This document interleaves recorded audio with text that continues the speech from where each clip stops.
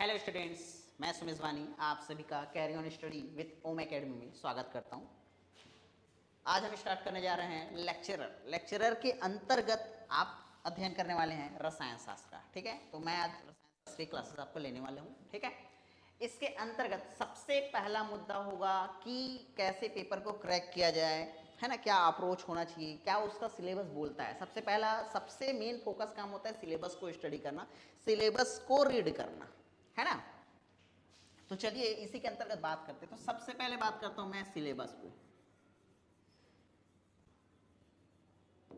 क्या है इसका पाठ्यक्रम। ठीक है, तो इसके अंतर्गत आप पढ़ने वाले हैं, देखिए आपको अध्ययन करना है। एक है आपका सिलेबस में भौतिक रसायन, ठीक, अर्थात फिजिकल केमिस्ट्री।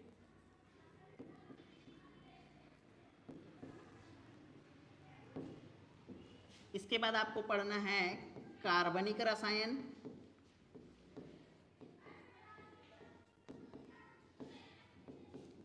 अर्थात ऑर्गेनिक केमिस्ट्री। और इसके बाद आपको पढ़ना होगा अकार्बनिक रसायन,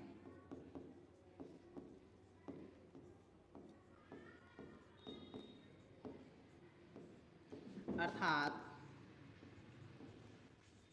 इनऑर्गेनिक केमिस्ट्री। इस तरह से तीन अलग अलग भाग में विभाजित है ना। तो देखिए हो क्या रहा है कि ये पूरा सिलेबस कैसे कवर किया जाए। ठीक है, तो इसके लिए आपको पूरा का पूरा आपका क्लास 11th, ठीक, और साथ ही साथ आपको क्लास 12th, इन दोनों के रसायन को पूरा पूरा पढ़ना होगा। ठीक, बहुत सारी चीजें जो न्यूमेरिकली होंगी। ठीक है, अप्रोच ऐसा होगा जिसमें हम कैसे स्कोर करें।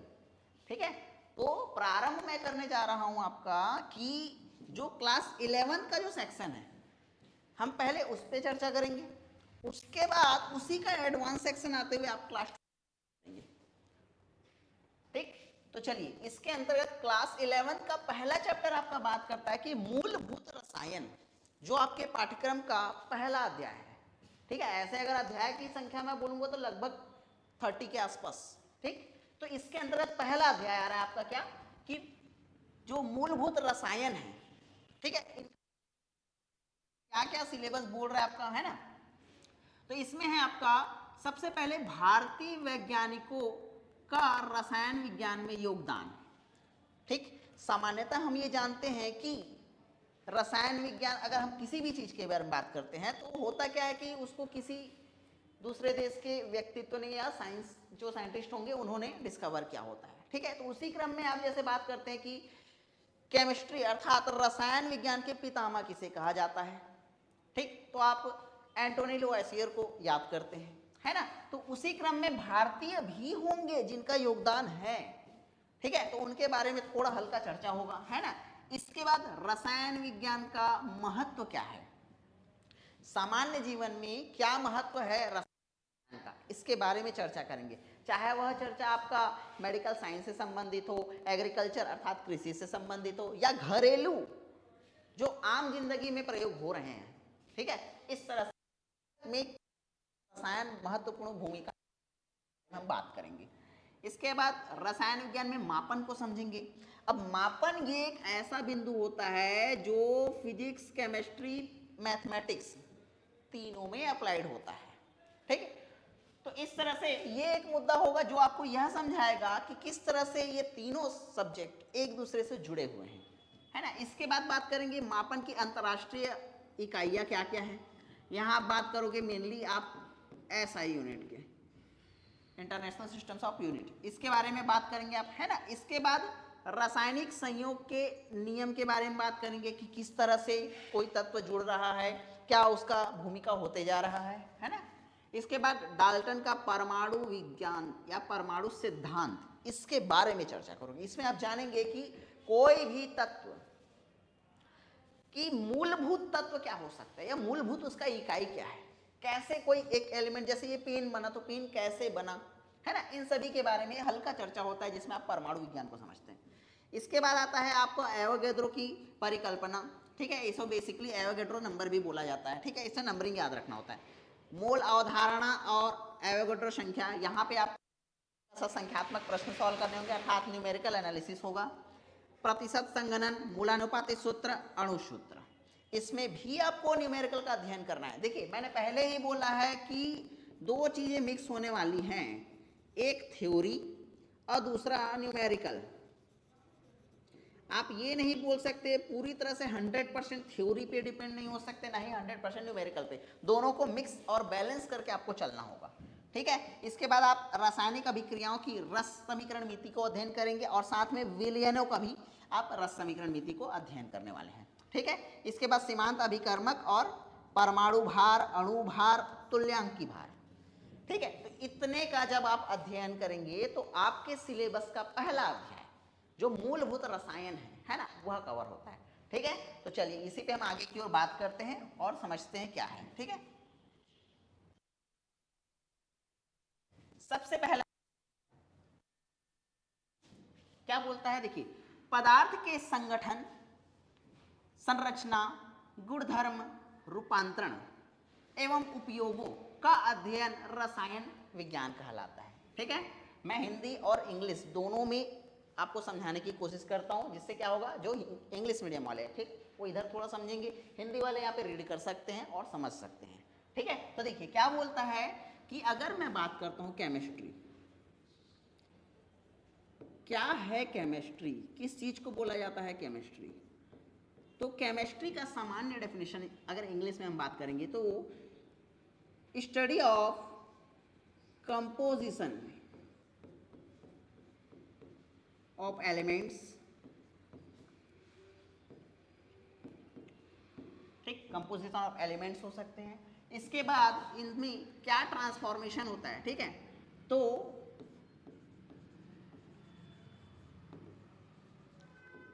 ट्रांसफॉर्मेशन, ठीक। इसके बाद आप पढ़ेंगे स्ट्रक्चर कि किस तरह से वह स्ट्रक्चर को प्रदर्शित कर रहा है, ठीक। जैसे अपन बहुत सारी बात करते हैं, जैसे CO2 हो जाता है ना, तो ये CO2 तो इसका स्ट्रक्चर बेसिकली कैसा बनेगा, है ना, तो इन सब चीज़ों पे हम चर्चा जो करने वाले हैं, ठीक है। आगे बात करते हैं उपयोग, इसके एप्लीकेशन पे अध्ययन करेंगे। तो जब इन सभी का सम्मिलित रूप से अध्ययन जब किया जाता है तो उसे बोला जाता है केमिस्ट्री अर्थात रसायन। तो एक डेफिनेशन तो हमारा ये बन रहा है, ठीक। दूसरा डेफिनेशन क्या बोलता है कि देखिए पहला डेफिनेशन क्लियर है कि पदार्थ के संगठन, संरचना, गुणधर्म, रूपांतरण एवं उपयोगों का अध्ययन रसायन विज्ञान का क्षेत्र है। दूसरा देखेंगे अणु तथा परमाणु पदार्थ के मौलिक अवयव हैं, रसायन विज्ञान को परमाणुओं एवं अणुओं कहा जाता है, अर्थात ये बोल रहा है the study of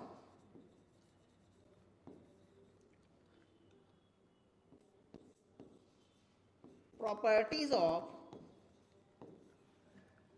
atoms and molecules, ठीक, जिनसे वो मिलकर बना है, मूलभूत इकाई, ये उसके बारे में चर्चा करता है, ठीक है। तो ये होता है हमारा केमिस्ट्री। आगे की ओर बढ़ते हैं, देखते हैं, ठीक। देखिए अब है आपका मुद्दा कि किस तरह से भारतीय वैज्ञानिकों का रसायन विज्ञान में योगदान रहा है। तो यहां पर आपको एक नाम दिख रहा होगा, देखिए, आधुनिक भारत में रसायन शास्त्र के पितामह कहे जाने वाले, ठीक है, क्या नाम है इनका, आचार्य प्रफुल्ल चंद्र राय, ठीक है। तो भारतीय रसायन विज्ञान के पितामह कौन है, आचार्य प्रफुल्ल चंद्र राय।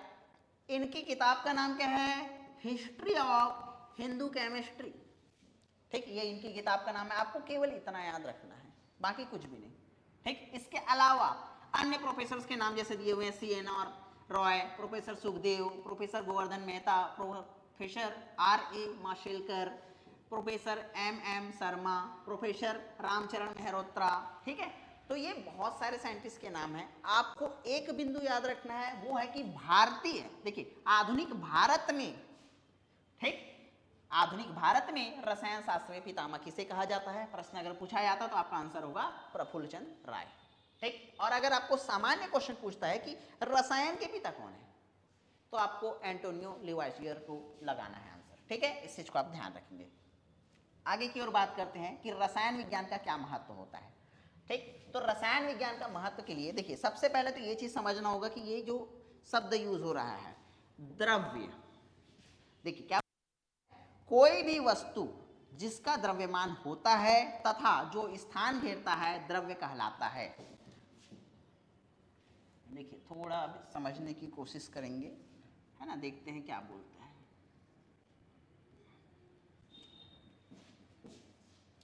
देखिए यहाँ पे हम बात करने जा रहे हैं मैटर की।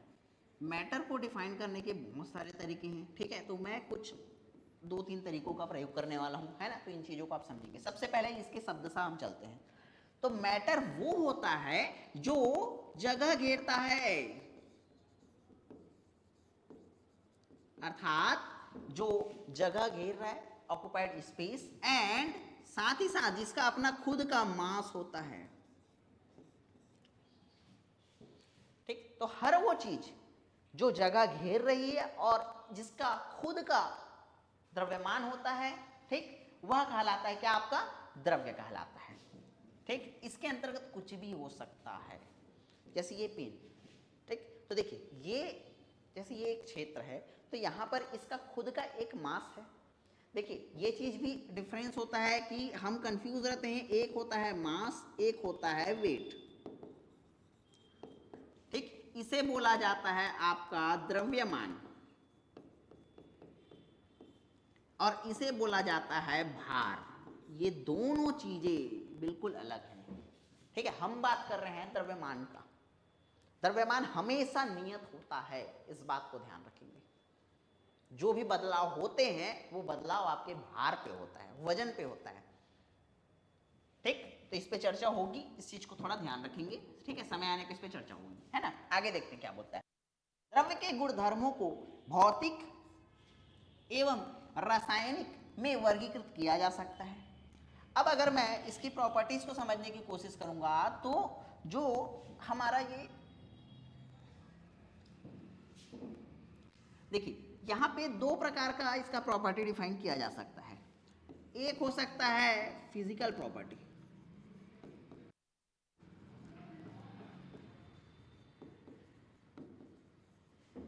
और एक हो सकता है केमिकल प्रॉपर्टी।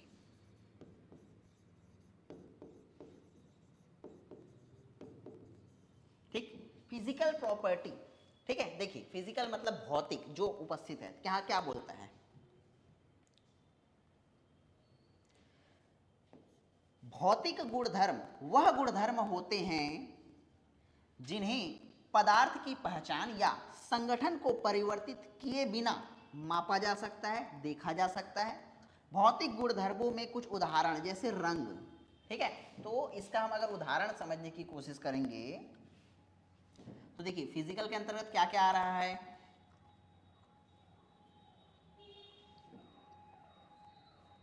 इसमें आता है भाई देखो कलर, जैसे आपको ये दिख रहा होगा, ये येलो कलर में चल रहा है। ठीक है, मतलब ये तो आपको भौतिक रूप से दिखाई दे रहा है। ठीक, आप इसे प्रत्यक्ष रूप से देख पा रहे हैं, तो ये जो दिख रहा है फिजिकली वही चीज होती है उसकी फिजिकल प्रॉपर्टी। ठीक है, दूसरा बात करते हैं जैसे गंध, इसका स्मेल। बिल्कुल, जैसे कोई भी वस्तु है, मान लो जैसे चावल है, बहुत समय से पकाने के बाद वह पड़ा हुआ है तो वह स्मेल करने लगता है, या कोई भी चीज, है ना। जैसे हम लोग सामान्यतः डीओ यूज करते हैं, है ना, ये डीओ वगैरह ये सब क्या है? ये सब एक रसायन ही है। ठीक है, इसके बाद बात करते हैं गलनांक, मतलब वह बिंदु जिस पर कोई चीज मेल्ट हो गया, पिघल गया।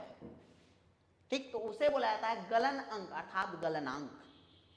ठीक है, इसी तरह से होता है क्वथनांक। क्वथनांक का मतलब होता है बॉइलिंग, जैसे पानी, है ना, पानी कितने डिग्री पे बॉयल होता है? तो 100 डिग्री सेंटीग्रेड। ठीक, तो इस तरह से ये हो गया। और इसके बाद बात होती है घनत्व। अब ये घनत्व क्या चीज होता है? तो देखिए घनत्व को समझने के लिए आपको ये 3D में इस चीज को समझना होता है बेसिकली, है ना। अगर मैं बात करूं कि ये एक गिलास है, ठीक, इसमें मैंने पानी डाल दिया, तो इसका खुद का, मैंने बोला था द्रव्य के लिए कि उसका स्वयं का भार होता है, सॉरी द्रव्यमान होता है, अर्थात m मास, और वह मास कितने में फुलफिल कर रहा है, वह कितना आयतन के साथ है या कितने मात्रा में है, अर्थात m पर v, ठीक, यह कहा जाता है आपका घनत्व अर्थात डेंसिटी। ठीक है, अगर मैं बात करूंगा इसको क्या हम 2D में समझ सकते हैं, तो देखिए ये एक क्षेत्र है, ठीक, तो इसमें ये L ये B हो गया, तो इसमें कितना, तो भाई जब तक यह इमेज 3D नहीं होगा तब तक हम ये बता नहीं सकते कि हाँ इतना घनत्व है, इतना घनापन है।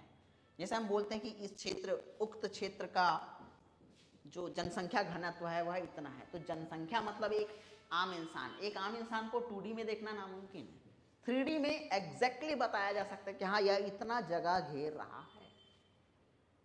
ठीक, तो इस तरह से ये सारी चीजें क्या है आपके फिजिकल प्रॉपर्टी के अंतर्गत आते हैं। ठीक है, चलिए आगे की ओर बढ़ते हैं, आगे बात करते हैं कि क्या होता है रासायनिक गुणधर्म, है ना, अर्थात केमिकल प्रॉपर्टी जो बात हो रही थी, है ना।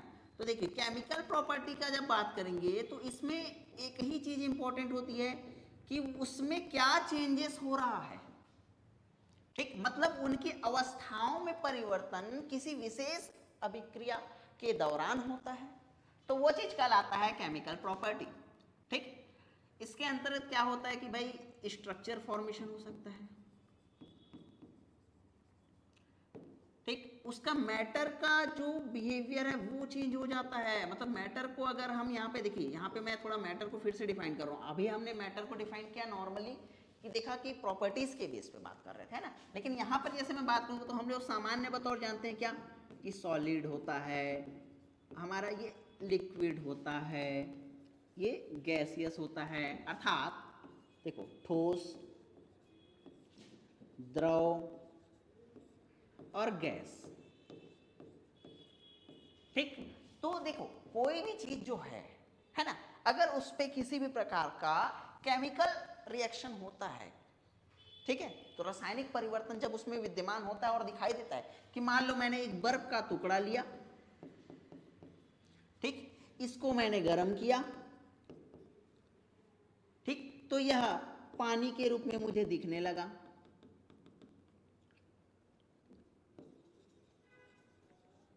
ठीक, इसे मैंने और गर्म किया,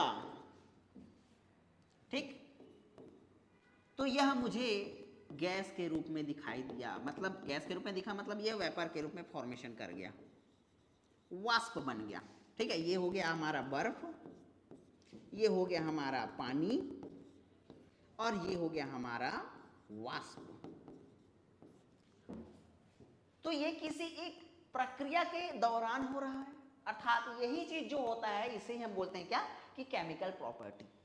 ठीक है, तो ये जो बदलाव हो रहे हैं, अवस्थाओं में जो परिवर्तन दिखाई दे रहा है, यह होता है आपका रासायनिक परिवर्तन या रासायनिक उसके गुणधर्म। आगे देखते हैं, रसायन का डेफिनेशन दिया गया, फिर से आपको बताया गया कि रसायन शास्त्र विज्ञान की वह शाखा है जिसमें पदार्थ के संगठन किनसे मिलकर वह बना है, ठीक है, उसकी संरचना कैसी उसकी संरचना है, इसके अलावा रूपांतरण का अध्ययन किया जाता है, वह रसायन विज्ञान कहलाता है। ठीक, देखिए अभी हमने सामान्यतः एक परिवर्तन के आधार पर समझा जो मूलभूत होता है कि हाँ भाई जो मैटर होते हैं अर्थात द्रव्य जो होता है वो मुख्यतः 3 प्रकार का होता है, अगर मैं सामान्य बात करूंगा तो। अगर लेकिन इसको मैं अगर एडवांस केमिस्ट्री लेकर चलूंगा तो 2 और टाइप मिल जाते हैं मेरे को, है ना, प्लाज्मा मिलता है, बोस आइंस्टाइन कंडेंसेट मिलते हैं, है ना। तो यहाँ पे सामान्यतः हमको इतना ही ध्यान रखना है। ठीक है, चलिए आगे की ओर बढ़ते हैं, देखते हैं। यहां बात हो रही है द्रव्य की, ठीक है, द्रव्य अर्थात मैटर, ठीक है, यहां इंग्लिश में लिख रहा हूं वहां हिंदी में लिखा हुआ है ना, समझेंगे। मैटर जो स्थान घेर रहा था जिसका खुद का द्रव्यमान था, ठीक है, इसको जब हमने डिफाइन किया यहां पर तो देखो ये 2 प्रकार का, एक होता है मिक्सचर, मिक्सचर का तात्पर्य होता है मिश्रण। अब किसी चीज को मैं मिश्रण कैसे बताऊंगा, जैसे मैंने, हो सकता है कि मैं रेत के साथ किसी गैस को मिला दिया, मैं पत्थर में रेत मिला देता हूं, मैं पानी में नींबू मिला देता हूं, ठीक। तो किसी भी प्रकार का दो या दो से अधिक तत्व जब आपस में मिल जाते हैं, एलिमेंट्स, है ना, उनको हम बोलते हैं मिश्रण, ठीक। इसकी एक पहचान होती है कि इसमें जो रेशियो होता है वह इम्प्रॉपर होता है, यह इसकी सबसे बड़ी पहचान होती है, ठीक। इम्प्रॉपर मतलब अनिश्चित, असमान है वो। हम ये नहीं बोल सकते कि 2:1 है, 1:2 है, 2:3 है, ये डिफाइन नहीं किया जा सकता। जैसे कि अगर मैं बोलूंगा, इसका सबसे बेस्ट एग्जांपल अगर मैं सोचूंगा तो यहाँ बहने वाली हवा, हवा में अलग अलग प्रकार के गैस विद्यमान होते हैं, ठीक, जिनका प्रतिशतता की बात करेंगे तो अलग अलग आंकड़े मिलते हैं कि हाँ, ऑक्सीजन 20 लगभग 21 के आसपास ले लीजिए, नाइट्रोजन 78 के आसपास ले लीजिए, कार्बन डाइऑक्साइड 0.03% ले लीजिए। तो ये आंकड़े अलग अलग है, एक निश्चित तो नहीं है ना कि हाँ 2:1 के फॉर्मेशन में है। जस्ट लाइक यहाँ पे हो सकता है, अगर यहाँ पे जैसे बात चल रहा होगा, घर बन रहा होगा, है ना, तो यहाँ का जो हवा होगा उसमें जो मिश्रण दिखाई देगा वो रेशियो कुछ अलग ही बात करेगा, ठीक। तो ये जो होता है वो होता है आपका मिश्रण। मिश्रण को भी हम दो प्रकार से विभाजित कर सकते हैं। देखिए जैसे इसने किया, क्या बोला इसने, पहला बोला इसने समांगी, अर्थात जिसमें उनका जो वैल्यू है वो पूरी तरह से घुल मिल गए हैं। और एक हमने बात करते हैं वो है विषमांगी मिश्रण, अर्थात जो पूरी तरह से नहीं घुल मिल पाए हैं, ठीक। जैसे देखो, ये समांगी मिश्रण को इंग्लिश में बोला जाता है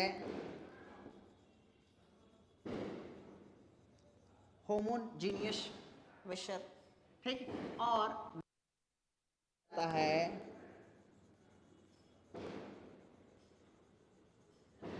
हेट्रोजीनियस मिक्सचर। देखिए एक सिंपल सा उदाहरण लेते हैं, है ना, मान लो, अब इसको आप सॉल्यूशन के बतौर नहीं समझेंगे, समझने की कोशिश करेंगे कि मिश्रण क्या है, दो चीजों को मिला रहा हूं मैं, है ना। देखिए मैंने एक गिलास में पानी लिया, ठीक, इसमें मैंने मिला दिया लेमन अर्थात नींबू, ठीक। अब मैं बोलता हूं कि नींबू को मिलाने के बाद, ठीक, मैंने पूरी तरह से अच्छे से नींबू को मिलाया, तो नींबू जब हम मिक्स करते हैं तो उससे रेसे निकलते हैं, ठीक। तो रेसा युक्त जो ऊपर में रह जाता है, जैसे शरबत बनाते हैं तो बिना, अगर मैंने छाना नहीं हो उसे, है ना, अब मैं ऐसे ही दे दिया आपको, तो ये क्या होगा, ये होगा हेट्रोजीनियस अर्थात विषमांगी मिश्रण होगा ये, ठीक। क्योंकि वो अनिश्चित, पूरा क्लियरली दिख रहा है कि हाँ ये पूरी तरह से मिले हुए नहीं है, इसमें नींबू मिलाया गया है या जो भी है ना। लेकिन अगर मैं उसको अब छान दूं, जब मैं उसे छान देता हूं तो मुझे देखने को मिलता है कि अब मैं यह भेद नहीं कर पा रहा हूं कि कौन सा नींबू है, कौन सा पानी है, कितना किसमें कितना मात्रा मिला हुआ है, इसकी जानकारी हमें नहीं मिल पाती, ठीक। तो इस तरह का जो होता है उसको बोला जाता है होमोजीनियस अर्थात समांगी, ठीक। एक ये हो सकता है। दूसरा तरीका क्या हो सकता है, और भी जैसे उदाहरण देखना चाहेंगे तो, हम पानी में नमक मिला दिए और पूरी तरह से मिक्स कर दिए, अब जो मिश्रण दिखाई दे रहा है वो पूरी तरह से मिला हुआ है, मैं यह नहीं बता सकता कि इसमें कितना नमक है कितना पानी है। लेकिन वहीं पर अगर मैं उस पानी में रेत के कण मिला दूं तो मुझे वह अंतर दिखाई देने लगता है, वह विषमांगी अर्थात हेट्रोजीनियस के अंतर्गत हो जाता है, ठीक है। तो ये पहला होता है। दूसरे साइड में बात करते हैं तो यहां देता है प्योर शुद्ध पदार्थ, ठीक है, अर्थात प्योर एलिमेंट।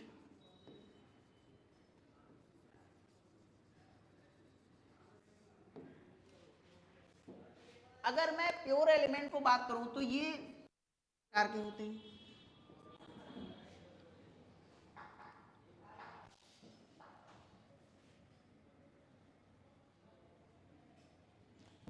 एक होता है हमारा एलिमेंट सामान्य अर्थात तत्व, इनकी संख्या अगर हम बात करेंगे तो पीरियोडिक टेबल के आधार पर 118, इनकी संख्या दिन ब दिन बढ़ते जा रही है, कुछ नए तत्व खोजे जा रहे हैं, है ना। लेकिन जहां दूसरी साइड हम बात करते हैं तो देखिए यहाँ पे एक बोल दिया इसने तत्व अर्थात एलिमेंट बोला, और दूसरे क्रम में बात करते हैं तो बोलते हैं यौगिक अर्थात कंपाउंड।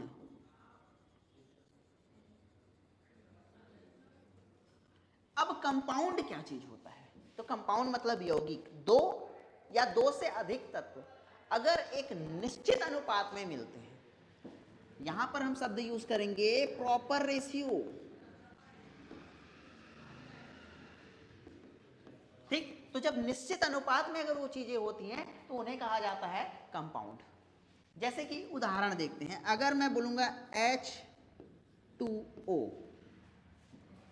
अर्थात पानी, देखिए यहां पर हाइड्रोजन और ऑक्सीजन का अनुपात क्या है, हाइड्रोजन कितने हैं,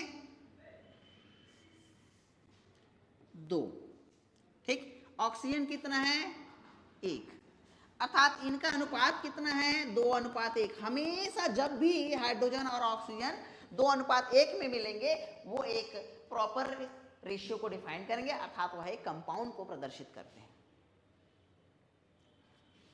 हम बात कर सकते हैं अमोनिया, जैसे NH3, यहां पे नाइट्रोजन और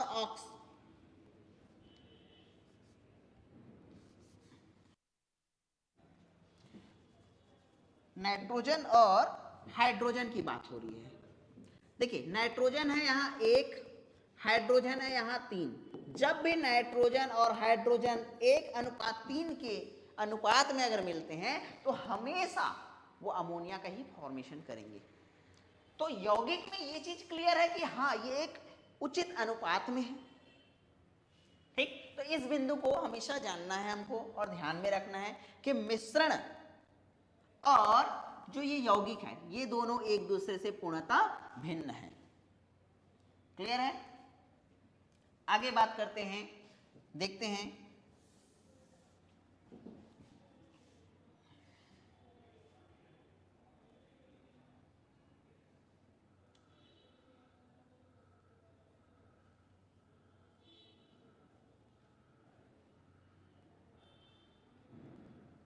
देखिए क्या बोलता है, कार्बनिक रसायन,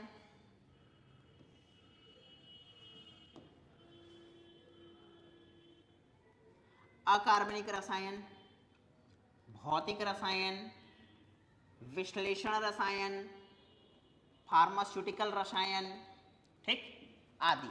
रसायन विज्ञान विज्ञान की अन्य शाखाओं और भौतिकी, जीव विज्ञान तथा भूविज्ञान, चिकित्सा विज्ञान आदि के साथ अभिन्न रूप से जुड़ा हुआ है। यहाँ पे बहुत प्रकार के रसायनों की बात हो रही है, इन चीजों को समझते क्या होते हैं। सबसे पहले बात किया कार्बनिक रसायन,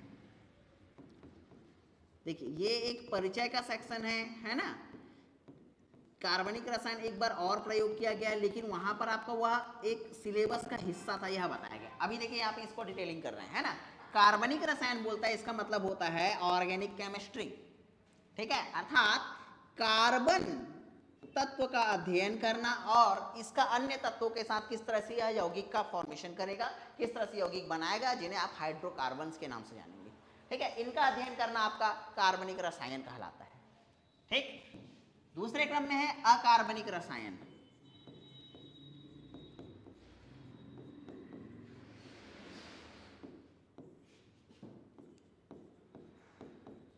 अकार्बनिक रसायन का तात्पर्य होता है इनऑर्गेनिक केमिस्ट्री, अर्थात कार्बन को छोड़कर, एक्सेप्ट कार्बन, कार्बन के अलावा अन्य प्रकार के तत्व का अध्ययन करना, उसके अभिक्रियाओं को समझ, उसके गुणधर्म, उसकी प्रवृत्ति को ध्यान में रखना, यह सभी आपका अकार्बनिक रसायन होता है।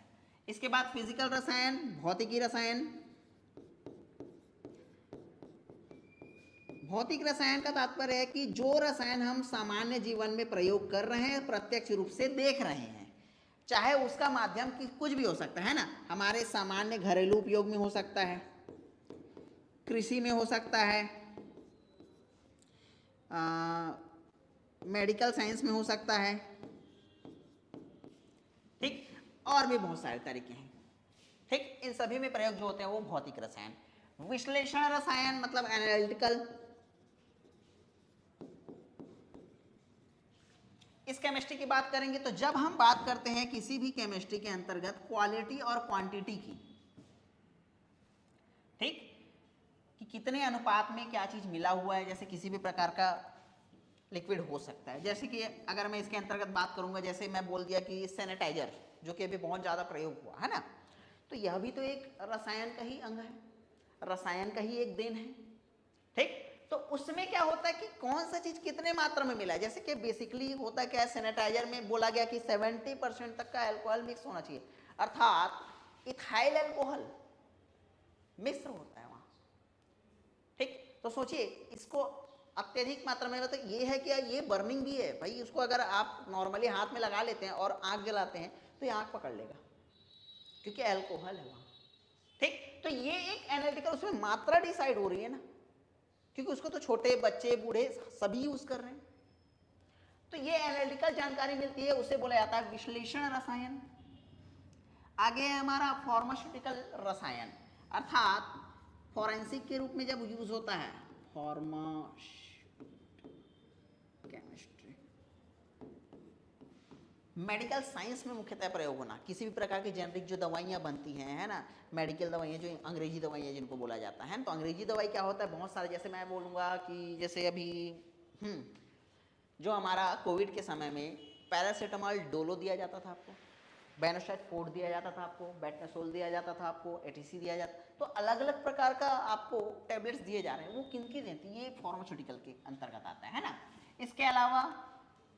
इसके अलावा बात करेंगे तो हमारा एक न्यूक्लियर केमिस्ट्री भी होता है। इसके अंतर्गत आप जो न्यूक्लियर अर्थात जो संलयन और विखंडन का प्रक्रिया जो होता है, इनका अध्ययन करते हैं। अब इसी के अंतर्गत आप एटम बम का भी अध्ययन करते हैं, इसी के अंतर्गत आप हाइड्रोजन बम भी अध्ययन करते हैं, इसी के अंतर्गत आप इलेक्ट्रिसिटी प्रोड्यूस भी करते हैं। मतलब हम एक बार बात करते हैं कि ग्रोथ की, और एक बात करते हैं हास अर्थात नष्ट होने की। ये दो हानिकारक तथ्य, ये इसके फायदेमंद तथ्य। ठीक, तो इस तरह से यह न्यूक्लियर केमिस्ट्री है ना। इसके अलावा देखेंगे तो क्या बोलते हैं कि रसायन विज्ञान की अन्य शाखाओं जैसे फिजिक्स अर्थात भौतिकी, जीव विज्ञान अर्थात बायोलॉजी, भूविज्ञान अर्थात जियोलॉजी, चिकित्सा विज्ञान अर्थात मेडिसिन आदि के साथ अभिन्न रूप से जुड़ा हुआ है। तो ये नहीं बोला जा सकता कि केमिस्ट्री का अध्ययन किया जा रहा है तो केमिस्ट्री का मतलब केवल कोर केमिस्ट्री होता है। केमिस्ट्री का तात्पर्य होता है, केमिस्ट्री जब अध्ययन किया जाता है, या केमिस्ट्री भी अपने आप में साइंस है ना। तो देखिए ये अगर बोला जा रहा है तो इसमें आपका फिजिक्स इसमें मिक्स है, यहाँ फिजिक्स का आप थोड़ा सा अध्ययन करेंगे। ठीक, इसके अलावा बायोलॉजी भी अटैच होता है। इसके अलावा मैं बात करूँगा तो आपका मैथमेटिक्स भी अटैच होता है। इसके अलावा मैं बात करूँगा तो भू रासायनिक भी प्रयोग होता है। तो और ये सम्मिलित रूप से ये सभी क्या कहला रहे हैं, ये सभी सम्मिलित रूप से आपका साइंस कहलाता है। ठीक, तो इस तरह से ये सारे पॉइंट्स यहाँ पे क्लियर होते हैं। ठीक, तो आज के लिए हम यहीं तक बात करते हैं। ठीक है, बाकी आने वाली क्लास में हम बात करेंगे कि रसायन का विभिन्न क्षेत्रों में क्या योगदान है, किस तरह से उसकी भूमिका है। ठीक है, तो आज यहीं तक, बाकी आने वाली क्लास में। Thank you.